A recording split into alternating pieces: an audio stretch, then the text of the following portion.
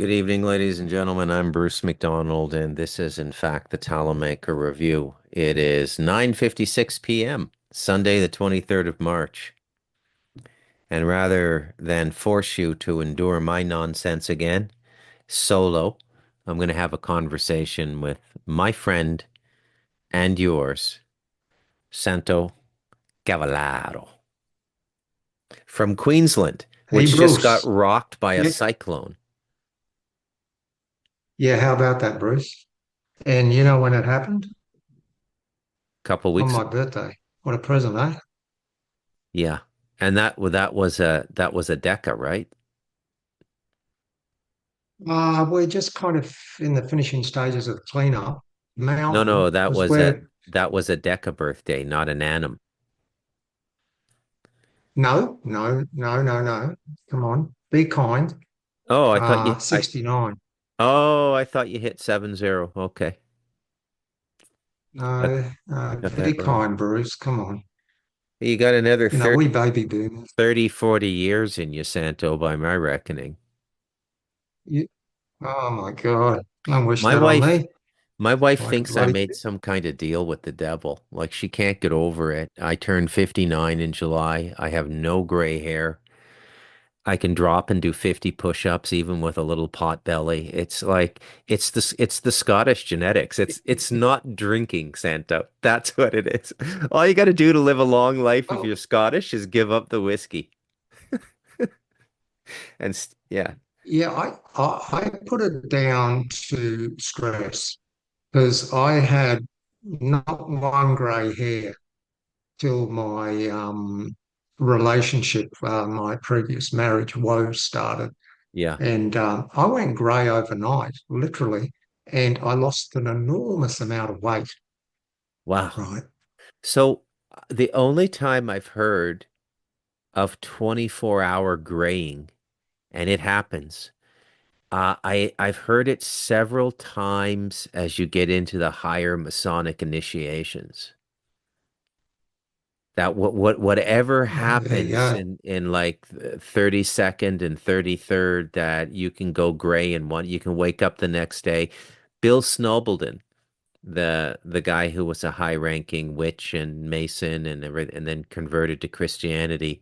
He's one of the sources. He tells that story of getting the 33rd degree and waking up the next day and his hair was jet white. And then as I was popping, another place you see a lot of prematurely, I call it Richard Gere gray. You see a lot of it in courthouses, the judges and the prosecutors and the lawyers. Yeah, interesting, eh? It's interesting. I Yeah, I have think, well, it no could be guiding. related to drinking and stress. Yeah, I have no guiding rudder for this conversation. We're just going to have a few laughs, talk about whatever comes to mind, and just go with the flow here, Santo. That's all there is to it, right? And Sounds good to me. like Maximus, though, we do have to entertain the crowd. Are you not entertained? Well, I was just listening to Cliff rant on the Wacky Woo show, which is kind of an interesting concept that they've put together there. They got a big following, but it's really more about tarot cards and readings. And Cliff went on for hours, but there was nothing really new. And uh, sometimes I get the feeling that we're kind of in this, you're in a car and it's heading for the cliff and it's about to go over. And so if you say to someone, hey, put your seatbelt on, I mean, maybe, maybe it'll land in water and you'll survive. But if you're heading over a cliff, you're heading over a cliff. Uh, and it's very, very difficult to get away from that notion. It doesn't matter who you listen to. And it's not this kind of feeling of despair. It's like things are a little bit out of control. The old metaphor, we're going over the cliff. Hmm. But the question is if you were about to head over the cliff and it's going quite fast, which it is now, would you jump out of the car, even if you ended up with a few injuries? In other words, you can tell people are getting at the point that there isn't an easy solution. Things are going fast. You have to make decisions. There doesn't seem to be a turnoff. There used to be kind of turnoffs, but it seems to be a highway now, and everyone's on it, and it's going over this cliff. So you've kind of got to figure out, is it a trust thing that you go, you know what, I'll be okay. And it doesn't matter. If I go over the cliff, we'll be okay. Or do you jump out? Or do you go, you know what, there will be a turnoff. Have some hopium, right? Things will be okay. There's no signs on the road, but intuitively I know before we go over that cliff, there'll be this little dirt track and I'll be able to swing the car, maybe roll it, but I'm not going over that cliff. So everything you listen to has that underlying feeling of, hey, this is not good. But there isn't a lot of kind of confidence when I listen to a lot of these people that they themselves aren't feeling like they're going over a cliff as well, right? Yeah. And so you want to be able to say, is it a collective kind of dharma karma issue that as a collective, we've got to be realistic and go, this cliff is not really a cliff, it's a massive transformation. It'll feel like a cliff and all these metaphors, but believe me, you'll be okay. The ones that have prepared themselves, strap themselves in tight, do deep breathing as they go over will be fine. The others are going to maybe not make it. And it kind of ties in with a lot of the stuff you hear now, like the Deagle report is being talked about more now. There Yeah. will be an 80% decrease in the US population. This depopulation agenda that was kind of a swear word only a couple of years ago. If you said to someone there's a eugenics agenda a couple of years ago, they'd say, what drugs you were on? Whereas they understand now the depopulation agenda because it's actually talked about in mainstream media. Even if it's not depopulation, there's not an equal amount of births to deaths. It's all over the media now. Yeah. So it doesn't take a lot to say, you know what, there could be a sinister agenda as to why this is happening. And it's that little hurdle that most people struggle to get over. Hmm. I notice when I'm in conversation with people, you go, if we see it and we agree that it's a depopulation or possibly eugenics, can we kind of look beyond the veil and say maybe there is a long-term agenda? And even if you bring in facts, whether it's Elon Musk's father and Brave New World's brother Huxley's uh, being part of the original eugenics foundations, Hmm. they can't accept it. Yeah. So there is a level of programming I feel that we're not going to break. We're not going to get through, and you have to back away. Yeah. But when you back away, you don't want to be a solitron. You don't want to go, you know what? I'm going to sit here and twiddle my thumbs, and eventually, car might go over the cliff. I might find a track, but I'll be okay. And there Yeah. is that general feeling that you pick up that people are starting to not give up, but isolate themselves somewhat. Yeah. It's becoming like being in a lift and it's the same old music playing and it becomes this background monotone. So Yeah. what used to be something that people would tune into years ago, Alex Jones or blah, blah, blah, and it was all quite new and different. It's like music in a lift now. It's just background droning Yeah. noise. And even the people that were following this stuff are now starting to go, I've heard it all before, Yeah. right? So where do you go when you feel that there aren't a lot of words left to be said Yeah. and you're kind of a bit of a solitron to some degree? Yeah.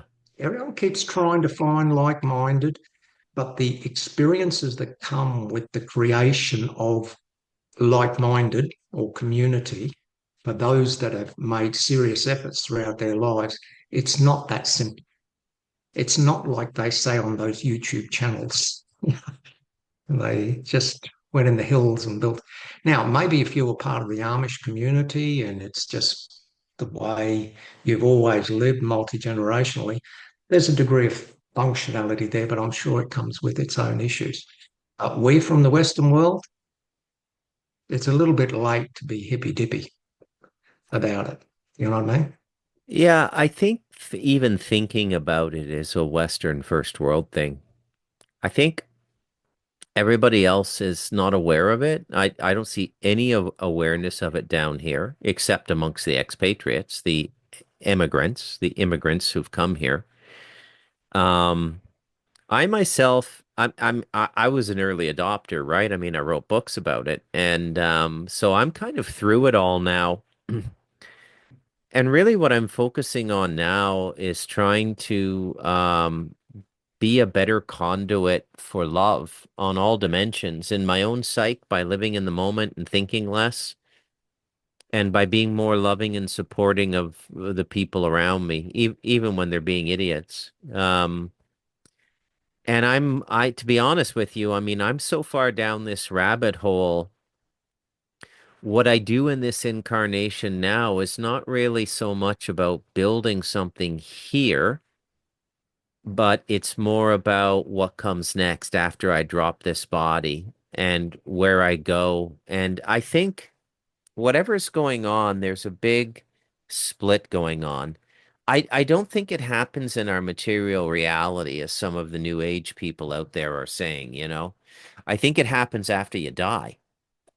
And I think there's a group of people who are going to incarnate into what I would call what I could only call an Ashayanadine death spiral, meaning that they'll go for a period of time as well. I don't know how long, 1,000, 10,000, a half a million years, but the system they're living in, because it's cut off from the primary energy, it'll go to a disintegration where it just disintegrates completely, and they go back to source. Says Stardust is how Ashayana Dean says it. You're not lost.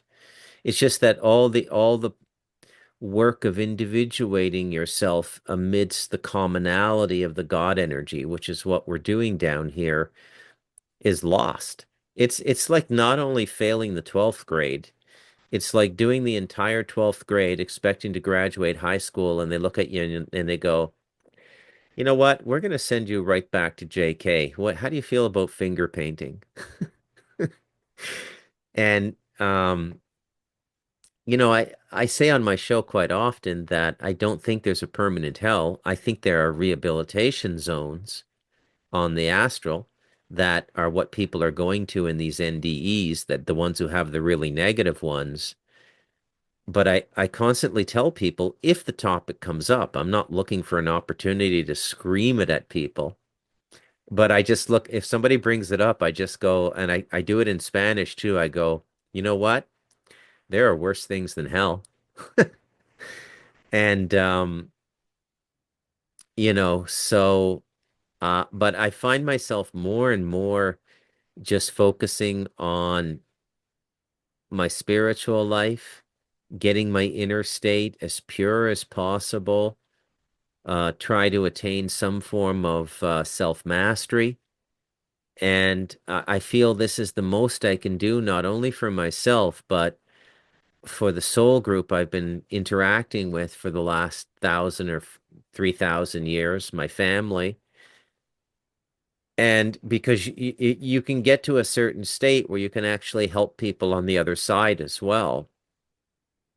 I don't talk about this on air much. This is why I like to do conversation shows, because this kind of stuff just gets squeezed out of me like the juice out of an orange. And it's funny because if some people listening to what I'm saying now might be going, that's so cynical. And another group of people hearing the exact same words are like, that's so positive. That's so hopeful, right? That there's always something to be done. Now, the only thing that really gets me in the heartstrings, that really is like a gut punch for me now, is like grandchildren and my son's desire to have a family. He really wants to have a family. He's 27. He wants to start a construction business and make better money and have, one, two, or three children and have a family. And when he brings it up, I just kind of keep my mouth quiet. And I'm going, I mean, this has to be one of the worst generations to want to have a family in the last, I don't know, 10,000 years, because it's unless he does it over here, but even then there's no guarantees. Can um, so I feel for the Gen Z. I feel for Gen Z.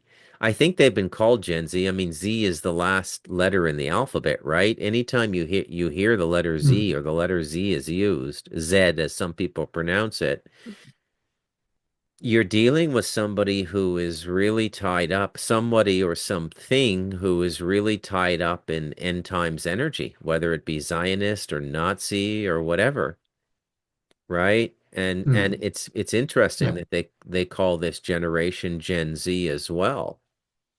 Um, mm, you know, I've also started to think about, as we look at the reality around us and some of the absurd narratives going on out there, you move your perspective 3 degrees to the left or 3 degrees to the right, and what sounded absurd just falls right into place like a puzzle piece. I don't think these rabbis are talking about a Zion on earth. I think they're talking about what comes next, and they're actively trying to destroy the world, right? Um, I yeah, think the idea there's a surprising number of people out there who want to destroy the world, and they've been caught up in some form of um, pseudo-spiritual narrative or occult narrative, whether it be the archons or the Gnostics, and they may be thinking that the only way out of this is to destroy it. So it's a prison planet, so destroy the prison planet and you don't get destroyed because you're an eternal being, and then let the universe or God deal with you. Believe it or not, there are I think a lot of people, uh, not as a percentage of the general population, but in the steering committee on this planet, I think there's a lot of people on that page. yeah, I agree. Nothing else can rationalize their behavior, Santo. No, but I see what you say, and I agree. However, the way I look at it is that there's still a lot of trauma, a lot of programs, and a lot of very human entanglements that aren't, kind of resolved. A little bit like the example you gave with Brandon and grandchildren, and it's a kind of natural human state to feel those connections and be not concerned, but you'd like to be supportive and see it all continue. Yeah, But somehow I feel we're just waking up to the fact that the programming trauma and negative entanglements that have been done subtly uh, over the generations, yeah, we didn't pick up. And they're cumulative. And they're kind of cumulative almost into the Gen Z, but we got the first touches of it at a conscious level. Uh, you could say the 60s movement was a classic example of that spark. But the thing is, you don't just, you look at the way when you say the rabbis, if you've planned something multi-generationally, you have purpose, you have focus, you have discipline, and you've got history and consistency, and you can review and you can progress and you can plan. yeah. we've been kind of like for quite a few generations, a little bit, you could say naive, but kind of leaves in the wind. We've had and given trust where it doesn't belong, and we're only waking up to that. And we've allowed a level of intrusion that, had we understood what we understand now, would have at least questioned generations ago. But it's very, very difficult to ask and answer the question, where does the responsibility lie?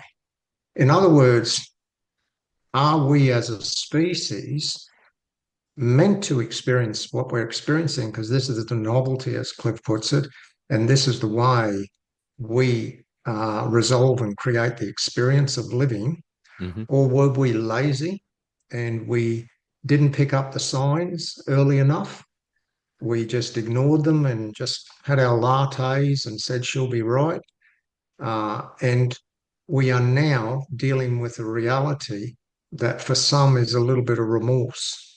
And you can Yeah. see that in families where they look at their children and they can see the children are believing in something that at that age that person believed, and they're trying to communicate. It's broken, but it's up to you to have the self responsibility to Yeah. wake up to the reality of this very slow boiling the frog insidious program that has deteriorated the human race to the level it's at now. Hmm. So if you look at it like that, you go, this is a big job. Yeah. It's like if you work in IT and you got all the degrees, and then you're in a big corporation and the servers all go down at once. Yeah. You can't align the knowledge you got with the instantaneous reality that you got a whole executive barking down your backs. You better get these servers back, boy, or you're fired, right? So we're kind of trying to reboot the organic, natural human spirit, but it's like all the servers crashed at the same time. Yeah. And we're desperately hitting buttons and we're Yeah. trying to kind of say, we'll get up and running again. Yeah. And you can see people uh, coming up with all sorts of strategy going, she'll be right, we'll reboot. Uh, this is a way, grow your organic food, live more naturally, all these practical suggestions, but they're kind of like if you work in IT and the things that they told you would work in theory, but then when it's really happening, you go, good luck. It just Mm. ain't like that. Right. Yeah. So how do we align the practical knowledge at such short notice with the reality of the decay that has been ignored for quite a few generations? You've got to say it was ignored. Flesh The out signs were there. flesh out your decay idea for me and the listeners. Well, the decay, you could say, if I look at my lineage, my grandparents in Sicily, living under a kind of feudal peasant system Yes. and barely able to feed themselves, Is that true? yet Or are you being, allowed them. is that true? No, absolutely. Oh, You're yeah, not being dramatic? absolutely, absolutely. Because No, no, no. I live with camp, Oberoi, I live with campesinos. I live with peasants and they eat well, eat better than the average first worlder. they ate reasonably well. That's not the issue. But the hierarchy and the way they needed to address the barone, the baron, and the way they had to accept their poverty, their scarcity state. Like my mother would tell me that when they would pick the grapes as peasants, the sadran or the manager would go round the rows of grapes and check where there was a bunch missing because they wanted to make sure that nobody snuck anything. And Mum said when they weren't watching, she'd grab a few berries of grape and shove them down her front. just to have some food when she got home. So they would work all day, right? So this is a reality that was kind of bestowed on them. Yet what did they do? They prayed. Yeah. They prayed to their God. I remember as a kid on a farm, like my dad came out to Australia under the post-war conditions, worked for 2 years to bring the rest of the family out. And Yeah. when they came out, they lived in a tent. So you imagine living in a Sicilian village with your family, your culture, your language, into the middle of the bush in a tent, in a foreign country, foreign language. And that was the life to rebuild, to start again. But Yeah. I even remember as a kid on the farm, we get these massive hailstorms. And rather than deal with the reality of what was happening, I still remember mum would light candles in front of the Madonna and get us to just pray. And I'm like, and even as a little kid, I'm like, as if that's going to make a difference. That hail's going to come down. This season is done, right? So, interestingly, what we lean on for support, those generations trusted religion that was not trustworthy. And I've still Well, got members of my family that still go to church and trust it. yeah, but I mean, prayer is good. But I got to point this out. I mean, you just gave a classic example of, people pray most when they want something from God. People don't sit down and meditate for 2 or 3 hours in a day to spend time with God and to give their attention to God. It's always the No, 5-year-old kid. Hey Yahweh, give me another cookie. Hey Yahweh, give me a piece of chocolate cake. Hey Yahweh, give me an ice cream cone. I don't think God likes that very much, to be honest with you. I don't. no, yeah, but those generations was prayers of desperation. Yeah, you and I You have a know, lot in common. My grandmothers lived on the rosaries. They just li yes, lived on the rosary. And I started knocking off the citywide public speaking contests in grade 7. And I became known for this. I was doing speeches at the Optimist Club, the Friars Club. I was meeting ministers of parliament in Ottawa. And my two grandmothers, once that started at like 13 years old, grade 7, and I did the public speaking for 2 or 3 years till I got kicked out of the house. But um, all I would get for Christmas was the Catholic Catechism. They wanted a priest in the family. And there was just, but they were very faithful people.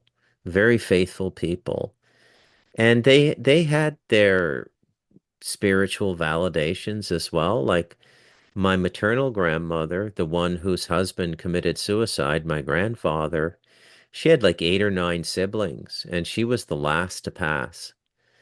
I don't think she was the youngest either.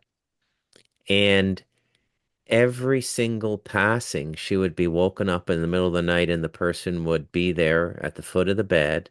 I'm here to say goodbye, in the classic glowing astral body. And my grandmother would wake up, and the old black rotary phone would ring at like 7 in the morning, because these are farm people, and that's not too early to call.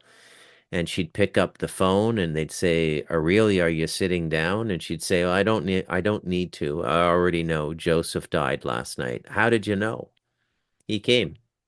Right? She hit all 8 siblings, all 8. And she got this a little bit of a reputation. These people also lived in nature. And I bang this drum hey, now. hey, Makes a big difference hey, to live before in you go nature. on, you know, that story you just said about your grandmother reminds me of the story of the father, right? And his little girl, he reads her a story before she goes to bed. And she always says before she goes to sleep, God bless mummy, God bless daddy, God bless grandma, God bless grandpa. And off she go to bed. One night, she goes, God bless mummy, God bless daddy, God bless whoop. Next day, he's at work, phone call, granddad died. She thought, oh, geez, what's going on? So then later on, the little girl, God bless mummy, God bless daddy, goodbye, grandma. Next day, same thing. And Wow. he's like, oh my God, this kid, this kid. And then he's reading a story and she goes, good night, God bless mummy, goodbye, daddy. He freaks out. He's at work the next day. He's just trying to get through his day. He's absolutely freaked. He just keeps working. He's just got to get through this day. Does a Yeah. huge day because he didn't want to just go home. Gets home really late. Wife says, geez, you're looking stressed. What's going on? He says, I don't know. I just had this terrible day. I don't know. And she says, you wouldn't believe it. You know, that personal trainer I've got, well, we're doing a workout and he was huffing and puffing and next minute had a heart attack and died. Yeah. Yeah. Yeah. So you've got all these ironies of our weird society that has elephant in the room stories everywhere. And Yeah. that's one of the things that in those previous generations, even when I was growing up, you knew there were stories that were not being told. Yeah. You know, you think of the amount of girls back then that you go, where is she? Oh, she'll be away. She was pregnant, but they would never admit it, Yeah. right? So, how do you rationalize truth when it's kind of fake in order to keep, the show on the road? You know, you don't talk about it. Yeah. So, have we gone the other way now where we're just almost become toxic the way we just talk about things that we've lost the ability to know when, where, and how to talk about it, Yeah. right? Yeah. Well, I You mean, know what I mean? look, really, we're bookending the age of Pisces, right? If the history we've been given is true, you have at the height of the Roman Empire, you basically have men fighting and orgies. And now we've got all that again now. We've got the OnlyFans, we've got the UFC. It's indicative of a very, very negative culture. And the man of God is coming back a little bit, but still sort of a joke, there's so much nihilism everywhere. There's so much spiritual nihilism.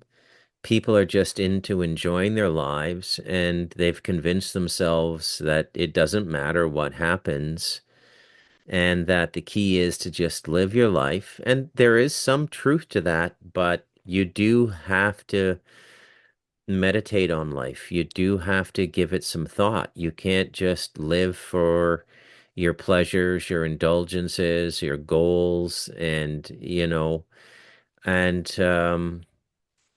now another thing that's interesting is to study the behavior of governments because they haven't stopped building, they haven't stopped fighting for resources.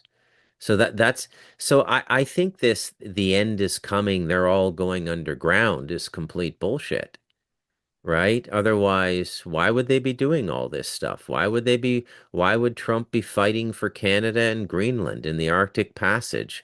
Why is he preparing for a future that might not exist? And if the future did not exist, he would know. I think Trump is a highly advanced occultist. I don't know what title I would put on him, magi or wizard or what have you, nor am I entirely certain um, what school or association he's connected with, whether it is the Knights Templar or something else. But he knows things, and I think part of the buffoonery of his personality is to make people think he doesn't know things, but he does. Um, so all these governments are planning, and they're planning for something, I mean, if there was going to be a pole shift or a meteor strike or anything approximating destruction by fire, which is the biblical narrative, once by water, once by fire, um, you wouldn't see a whole lot of things going on, right? But you do. Yeah, And but they're yeah, but moving a lot. They're don't moving a you? lot of people around the world. They're moving a lot of people into the first world countries. If if there's one thing they might know, and they're letting slip through their actions, through their behavior, is that there is some indication that our time on the planet is done. That whatever there was to be learned on this planet, you and me specifically, and people like us, which are Hyperborean people, people who originally came from the north, white people, the Gilgamesh people, that we may be getting cycled out because that seems to be an almost established fact. So are we the graduates in the galactic cycle narrative? Is graduation death? And you know, all very interesting questions. And I don't know, and really I don't care. But the intensity of our time, as I witness it through media, not directly, because nobody around me knows what's going on. I mean, everything works the same way here it has for the last 5,000 years. The rain comes, the jaguars breed, the wild pigs are in the jungle, the snakes are here, the wind blows, the rivers flow. Nothing has changed where I live. You know, Hmm. they think I'm a bit paranoid up here. My Spanish is good enough now that I can express myself very clearly, and they honestly Hmm. think I'm a bit paranoid. Oh, Bruce is very cynical about the future. He's very paranoid. And I think about it and I go, yeah, I mean, from their perspective, I can see why they say that. And is the world going away? Is the human race going away? I don't think the universe would scrap this species. I don't think the extraterrestrials would allow this species to be scrapped. At the very least, they would transplant us to other planets. So if we were going through some Yeah, but end, Hmm? I don't think that's the question. I think it's not so much whether we're being scrapped. I think it is the slow transformation and whether we accept that. In other words, they've made it clear that there's been a transhumanist agenda in the making for some time. And there are many, many, many arms to it that point to the direction of a future that's based more on technocracy and a lot of the technical aspects. We were even talking about this the other day when you were talking about something and you said walking, and I said, well, hang on, that term can be used loosely, but hang on, what's the relationship between the term that's thrown around in these kind of more alternate groups walking versus the cloning versus these kind of AI bots that are almost human-like. In other words, we've got many different versions, and even us as a species at this point in time are a bit of a mutt in terms of the hybridized process that we've been through. Hmm. So to talk about the concept of the pure human is very, very kind of late in the stage and theoretical.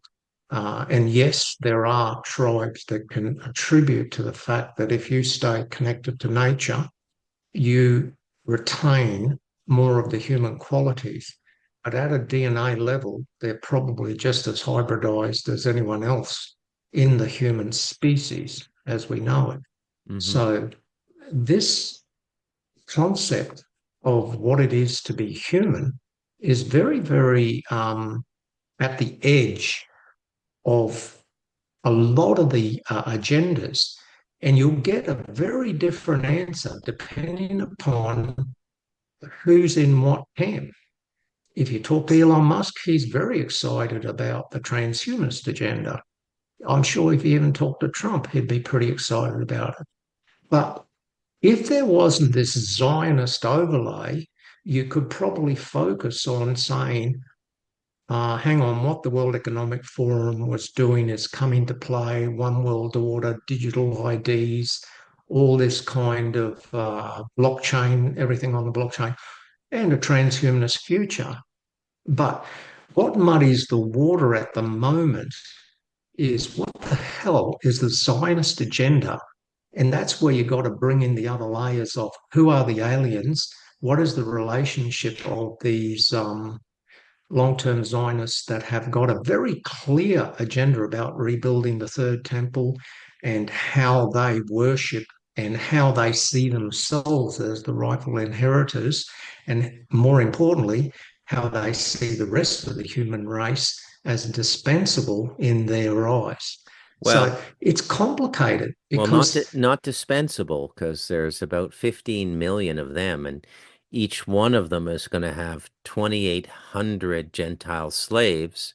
So that's still a fairly healthy population. Um, but that's but the question I ask. let's What's the let's well, relationship? here's a What's the here relationship here's a between here's a better question. Why is nobody talking about this? You know, I wrote a whole chapter about it, 1947 in The Devil and Us. The Nazis and the Zionists are the same racial consciousness, superiority, decimation of lesser races, and control of the planet. Whether you call it master race or yes, chosen people, how is it that they can crawl right into 2025 and the stuff that these rabbis say openly on YouTube, they never get taken down for hate speech. It's so vile and so disgusting, and everybody has normalized it. Why is that? but let me ask you a question then. You wrote the book and you've got a very clear understanding of that 1947 period, the Nazi, the relationship with the Zionists. Now, we know there's a very clear transhumanist agenda. What's the relationship, particularly when you say each one of them has 28,000? 2,800. Now, what's the relationship between 2,800 if, to kind of like bots doing their bidding? Now, what do you see as the relationship between the rapidly unfolding transhumanist agenda, whether it's in the form of suppression of thinking, freedom, control of thoughts, and is it correlated and more closely related to the success of the Zionist agenda because they are dependent on each other and supporting each other? In other Yeah. words, the Zionist agenda builds confidence as the transhumanist agenda and the digital age rolls out because it's an integral part of their success. Is that, how do you see that? That's a very interesting question. And I think more specifically, will they themselves, will the Israelis, will the Jews living under rabbinical direction allow the modifications to their own corpus and their own minds through the brain, or is that just for the Gentiles? Very interesting question, right? I That's the question. myself, I Well, myself, think about it. When the jab, go ahead. when the jab happened, they did the studies that showed that the Ashkenazi Jews Yeah, were the least susceptible to the mRNA. yeah. Now, just based on that, doesn't that support the fact that they have created these controlling forces, whatever you call it, transhumanist, digitalization of the future, the smart cities, all that sort of stuff, and they're immune. They're protecting themselves. but it's important for them to have the control to have those pieces in place. Yeah, that's an excellent question. I think yes. I think that the two things, um, the rabbinical end times and transhumanism are interlinked in a way that we haven't fully fleshed out. There's no doubt in my mind, you know. Also, I mean, even the cryptocurrency, there is a very strong case to be made that um, Greenspan, the long-standing chairman of the U.S. Federal Reserve, who maintained his position through both Democrat and Republican governments. They didn't change Greenspan. Not many people know this. He was the preeminent financial software programmer of his generation. He was a true genius. Okay. So not only did he understand the intricacies of running the Federal Reserve, he was also a very accomplished coder. Okay. And which is very interesting because I think his education is economics, which means he would have been a self-taught coder and still that caliber because there's talent in coding. It's aspects of it are routine, but there's because you've worked in software, there's a margin for creativity in it as well, which is the basis of talent. And so he was a talented coder. So there's another piece of the puzzle. So if people ask me, if I was on a game show and I had to give an answer, mind you, the game show host would not know, but let's just say hypothetically the question was asked, who do you think invented Bitcoin? I'd say Edward Greenspan. That would be my answer, right? And I'd say that's probably accurate, right? Because Well, the amount interesting of you say that. knowledge, the amount of overlay knowledge you'd have to have is quite staggering. From different fields, right? Well, well, just today on that Wacky Woo show, Cliff brings up this issue of Bitcoin cryptocurrency and how it's, with the degradation of the US Fed notes, it'll reach just ridiculous amounts, all this sort of stuff. But he literally said, but even though we know Bitcoin was a DARPA, he says it's a DARPA creation, that doesn't change the fact that it is a useful tool for the immediate future. And he gave an example of, something else that's been created by whatever. Well, you could even say the internet was created by DARPA in some ways. Um, we still use those tools.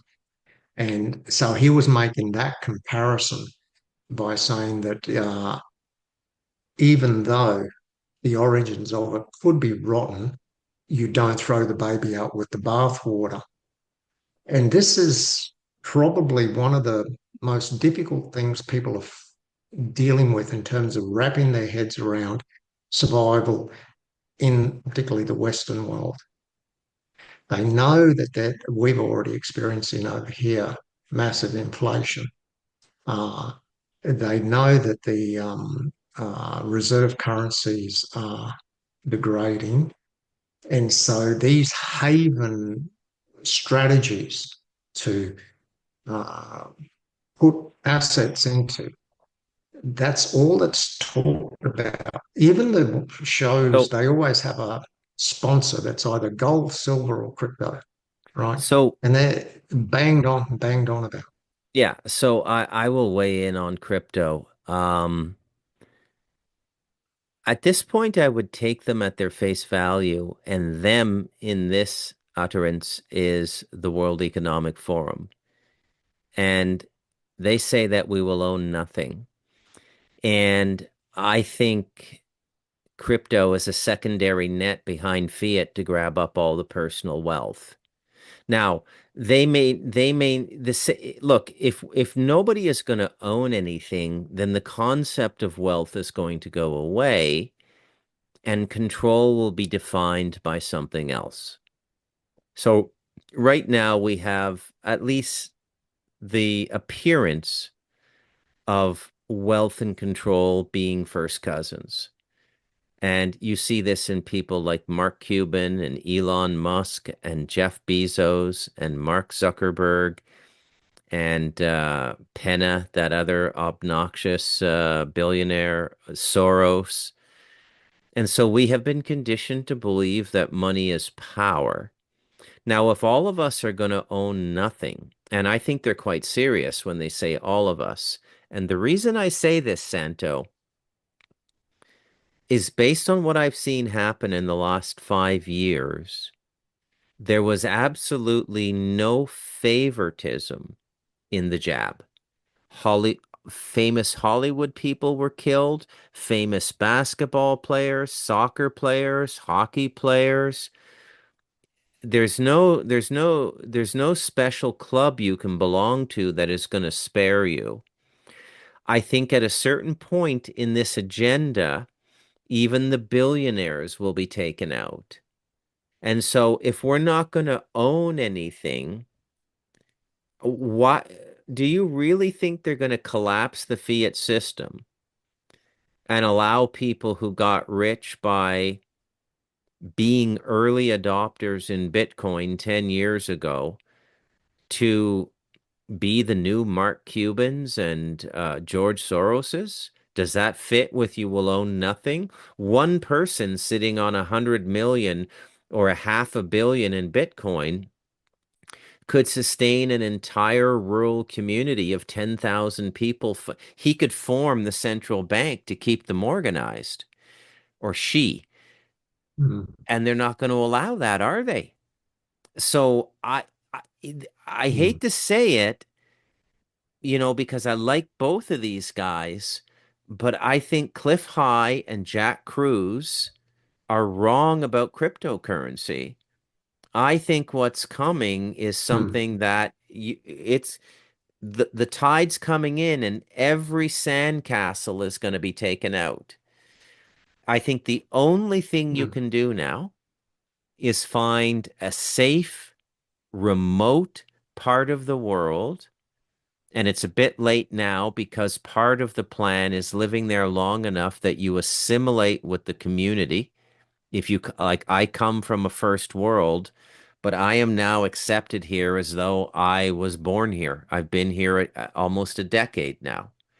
Everybody knows me, and I get the same treatment and the same privilege as anyone here, which means if the cops were to come up here and say, "Where's Bruce McDonald?" they'd go, "Bruce who?" And because I live here and I contribute to the community, I help out here and there, and they don't forget stuff like that. A lift to the hospital when somebody breaks their ankle or money for a prescription. They don't, you're part of their community. You've aided it, right? I think this is that part of the Bible, the meek shall inherit the earth. I think all the great schemers and all the great planners, including the Zionists, are going to cancel themselves out and go into a kind of murder suicide thing like Mark Antony and Cleopatra. And I think this restart we're going to go through is going to begin from the people connected to the earth up. I think these cities are going to be ghost towns, right? It's already Yeah. happening in China. Okay. I Yeah. I stumbled onto this about 3 weeks ago, and I thought this can't be right. This lady is biased. She's a Falun Gong practitioner. She's invested in embarrassing Beijing as an expatriate Chinese. I started digging around and looking at some other sources. It appears to be true. There may be as few as 600 million people in China now. And Mm.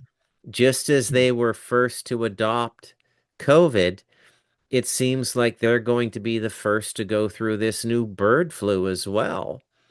And that may take out Mm. another 300 million. You could be looking at a Chinese population by 2030 That is like the same or less than what the present population of the United States is. Hmm. Yeah, you can see these very, very kind of what would be considered to be a mad way of thinking actually being backed up, like you said, with that young Chinese lady. But that point you brought up about being integrated into the community there, me and Jackie were just talking about this the other day.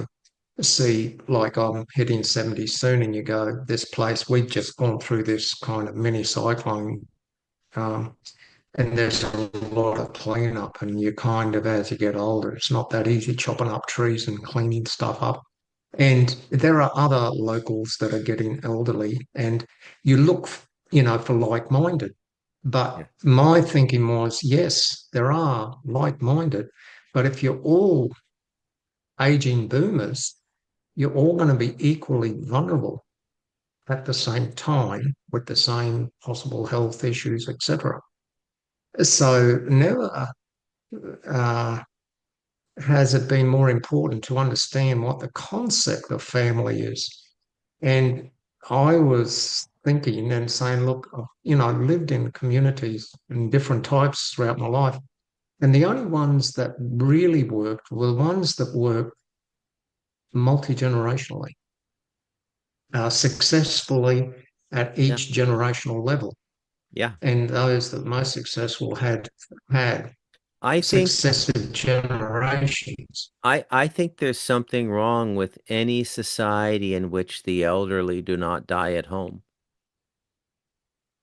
Yeah, Most elderly now die in seniors' residences, either state-run and yeah. state-sponsored paupers' houses, and they could be there anywhere from 1 to 5 years before they pass, living in their dirty breeches, which get changed once every 3 days.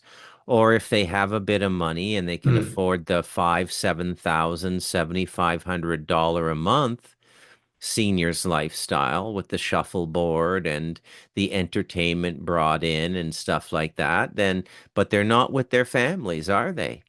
And traditionally, people died with their families. Well, exactly. And so this slow degradation of family, which was seen as kind of a positive thing, getting away from the cultures, the religions, being independent. You look at a couple of generations ago, if you're on a farm, to go to the city, get an education, build your own life, see the world. This was the general theme, and that you were making something of your life. And there are even movies made about that concept of, the grandparents, parents, they like, yeah, go and build your future. Forget about us. Now, that kind of program at the time seemed to be the way to get away from the scarcity model that those generations had lived through and get the next ones to go be free, be abundant, create abundancy. But what they ignored was the longer term impacts at a multi generational family level. It, within a couple of generations, led to the absolute decimation of what we know as family. Now, if it had just been that, then you can tune into that and rebuild it. But to me, it was tied in with that diabolical agenda of deliberately destroying family. And there's multiple issues around Yeah. evidence that support that there's been a deliberate attack on family. So let's And let's if you talk about like, that. Let's talk about that for a second. Why? hmm, So if some great cataclysm is coming, as some people out there say, a pole shift or some solar event, David Dubine is a big voice out there about this, then they wouldn't care if the family was still together. Think about it. Because nature exactly. in a cosmic event was going to reset everything, and they would keep everything quiet and keep everything going, and maybe actually overindulge us and make our money spend, differently and more, and just to keep us distracted from the coming chaos. But they have so many social programs that have been going on in the 20th century, which suggest the exact opposite, which is that there is going to be something that goes forward. The human race is not going, well, it wasn't wiped out in the flood, and there's no reason to believe it's going to be wiped out in anything that comes about now. Depopulated, yes, and again, the depopulation is man-made. It's destroying food supply centers in first world countries because it's very difficult to do in the second or third world because most of your food's in your backyard. For that's how most people live.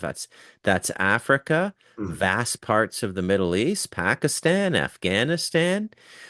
I would say that I now, although I'm a pretty fancy campesino, I've got Laurel hardwood ceilings, beautiful handmade furniture, three or four computers up here, but basically I'm a campesino. And I would mm, say I have joined the largest and oldest class of people on the planet.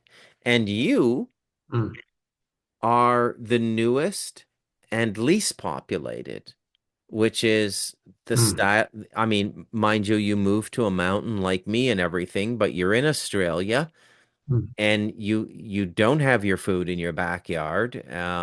You're not getting your water from a mountain stream, and um, We are. oh, you are. Okay. Well, there you We go. do. You're almost Mm, there, buddy. But mm, um, you still live in a psychic or a mental culture that has the expectations and judgments of the first world.